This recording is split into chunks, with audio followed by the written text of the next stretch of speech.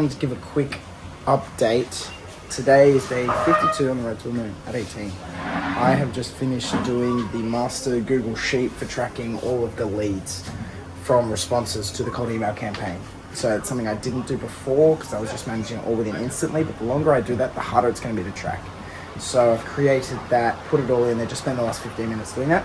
I've got to get ready, got to get dressed, might have a few clips of golf. I've got to lock in because my uncle beat me a couple of days ago, and I am winning this one, and I'll update later today.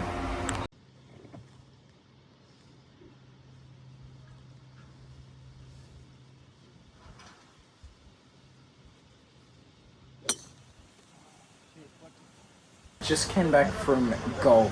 One, smashed him, of course. I say of course, I lost 2 days ago, which I should not have. And I was always going to come back.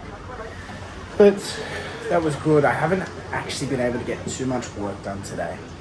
We had golf at the middle of the day. I did get a little bit this morning. What I did was I got the master sheet from responses from the cold emails, set that up.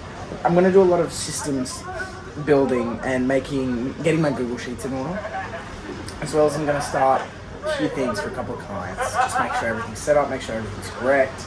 Got to finish that conversion tracking, a few just maintenance things within the business. I'm not going to do any major things that are going to push the business forward. However, I can do maintenance things. One more thing I wanted to talk about, and this one real quick, it's on the opinions of others and not letting them drive what you do in life. Because so many people get influenced massively by their families and what they want them to do or what they think you should do. And everyone feels entitled to give their opinion on what you should do with your life. I find that a lot of people within my family, they like to, oh my gosh, give me a second. Like to give their input, their opinion on certain things, which is sure. Everyone does it. Everyone wants to do it. They want to feel valued. They want to feel like the things that they believe, let me switch this around, and the things that they do and the way they think is really good and it's perfect and it applies to everything. That's just human nature.